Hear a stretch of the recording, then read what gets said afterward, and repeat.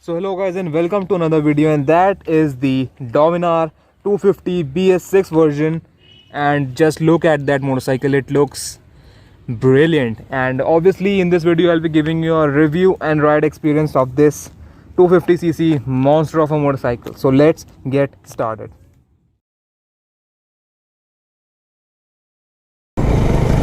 So riding the Dominar 250, and the first thing is the steering position of this motorcycle, which is absolutely brilliant, because in a motorcycle which was firstly designed for touring in mind, so it has to be the most comfortable, and it is very comfortable indeed, because the handlebar is a single piece unit and it is raised up, and the foot pegs are just a bit rear set, not really aggressive as the Duke 200 or the Gixxer SF250. The suspension setup on this motorcycle is actually soft.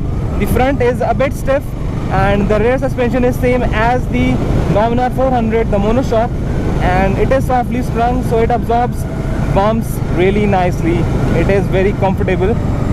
And let's now talk about the heart of the matter, the engine of the motorcycle. So obviously the engine has been carried forward from the Duke 250, and Bajaj has been working on this engine, and they have made it very nice, because they have tuned this engine for mid-range grunt. And in this engine, in the state of tune, this engine is producing the peak horsepower and torque earlier in the rev range, so that is very good. It feels really strong in the mid-range. And obviously in a power cruiser like the Dominar, you have to have mid-range centric performance. So talking about the numbers, this motorcycle produces 27 horsepower and 23.5 Newton meters of torque. And if I compare this with the 250 Duke's engine, the 250 Duke has about 29 horsepower and 24 Newton meters of torque. So there's about 2 horsepower and a 0.5 Nm torque difference between the Duke 250 and the Dominar 250.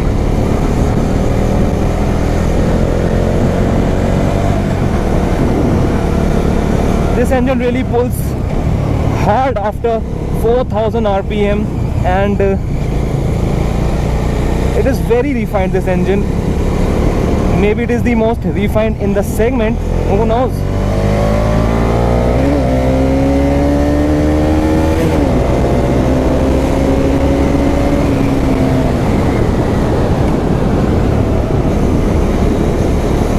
Talking about the equipment on offer, this motorcycle has got dual channel ABS and slipper clutch, so easy downshifts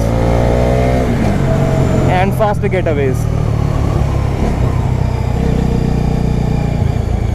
So round the corners, the weight of the motorcycle can be felt, and that is the only issue with the Dominar 400, and that can be taken well as a positive or a negative, because the weight helps in its overall high speed stability.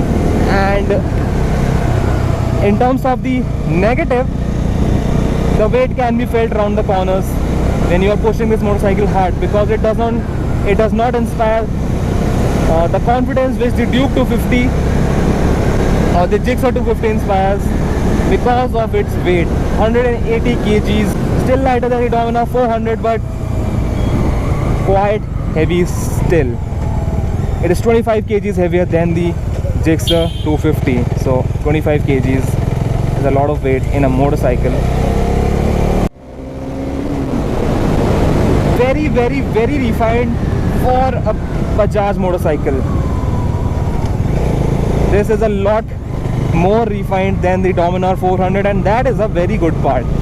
And I've been riding this motorcycle for about 2 days now, and it feels a bit more engaging to ride than the Dominar 400. Maybe it is because the power is lesser, and obviously the performance is lesser in this than the 400, so it is more accessible, because the Dominar 400 is one of the most powerful motorcycles currently in production in India. So this feels a bit more handy. It doesn't scare you silly. It hasn't got that much oomph to scare you around the corners if you open throttle, because the power delivery is seriously linear.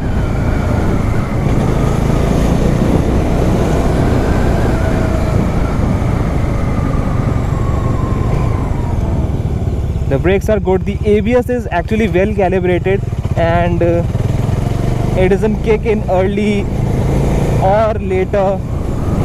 It is really well calibrated, ensuring great braking performance.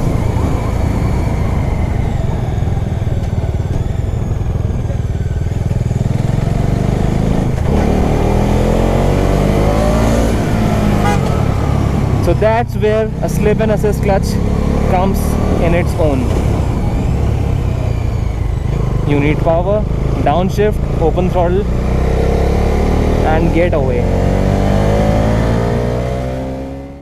Yes, the weight can be felt while maneuvering this motorcycle, but once it gets going, it just flies. Because despite of the weight, which is 180 kgs, this motorcycle still has got the power to pull. And let's not talk about the acceleration figures of this motorcycle. Now Bajaj claims that it will do 0 to 100 in about 11.5 seconds, but it is really much faster than that, because it is going up to 0 to 100 in under 10 seconds as per the GPS test that I did yesterday. So that is quite impressive. And in terms of the top speed, I've been seeing people clocking about 160 kilometers per hour on the speedometer on the Dominar 250.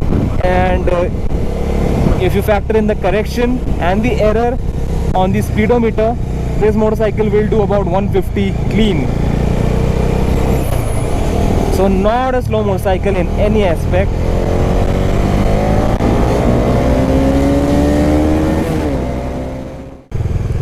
So now let's judge the Dominar 250 as a power cruiser. Obviously the Dominar 400 is the ultimate power cruiser in India, and the 250 is obviously very good in the 250 segment. Now I've ridden the Gixxer 250. Obviously the Gixxer 250 is a bit more fun to ride because of its lightness and the power delivery, which is a bit more frantic. And obviously then there is the ultimate benchmark, the Duke 250. So the Dominar 250 is obviously marketed as the power cruiser, so it is heavy to stay stable on the highway. It has got the comfort for those long journeys, and then it has got enough oomph to go neck and neck with the other faster 250cc motorcycles in the country. So yes, the Dominar 250 will be a very worthy buy. Overall, this motorcycle is brilliant. The mid-range is good, the low end is good, the top end absolutely screamer in the top end. And the 4th, 5th and 6th gear are taller. So yes, the highway overtakes will be an issue, but then slip a clutch, one gear down and you're away. Or as we friends say it, do gear niche aur rakha duniya piche. So it is getting a bit dark, but that's not a problem. And that is the motorcycle, the Dominar 250 in grey color. It's matte grey and it looks gorgeous, this motorcycle. Just look at that angle. So except the rear 130 section tire and the front 100 section tire, and obviously the front suspension, the USD forks, which are 37 mm on this motorcycle and 43 on the Dominar 400, there is absolutely no difference. And also the engine, the 250cc motor, and except that there is no difference in this and the bigger Dominar 400. And just look at this motorcycle. These are the USD forks. It still looks quite beefy to me. That is the front head of this motorcycle, the headlight, the 10 LED setup which has been carried forward from the 400. It is very bright and helps really nicely to lit the road at the night. And that is the front tire. It is a 100 section tire, 180 17-inch rim, and brakes from Vibri, dual channel ABS, so front and rear ABS. And that is the radiator, because it is a liquid cooled motor. And obviously this is the engine, Bajaj logo right there. And The foot pegs are a bit rear sit, not as aggressive as the Duke 250 or the Gixxer 250, but still it's good. And the tank is a 13-liter unit, same as the Dominar 400. Obviously twin seats, split seats. The seat is really soft. The pillion seat is a bit hard, but still not a problem. And that is the D250 badge, very neatly done. And the grab rails also look beautiful on this motorcycle. LED indicators, obviously very nice. This is the dual barrel exhaust. Wow, it looks beefy. And that is the rear disc. Obviously it has got ABS, so that's good. The rear tire, as I said, has been changed. So this is a 150 section tire, the Speed Blaster from Ralco. So it has been done recently and it is very good. The performance is good and it inspires a lot more confidence than the 130 section tire, so that is good. And if I tell you the size, this is a 150 60 17 incher, so that's that. And obviously the rear tail lamp, which looks very good. And let's talk about the instrument console.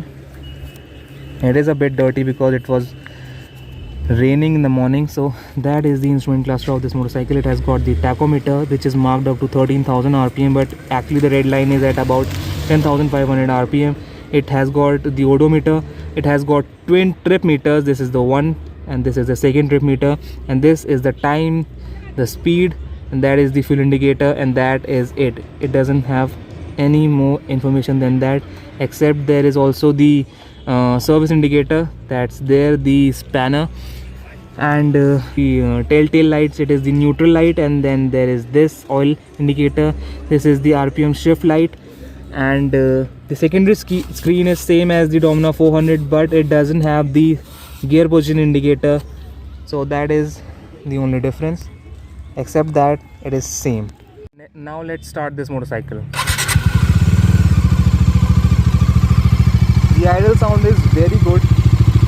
It has got the sound that matches the Interceptor 650 or the Royal Enfield 650 twins. The idle sound is like that, and it idles at about 1000 or 1500 rpm. So that's that. And now let's rev this motorcycle.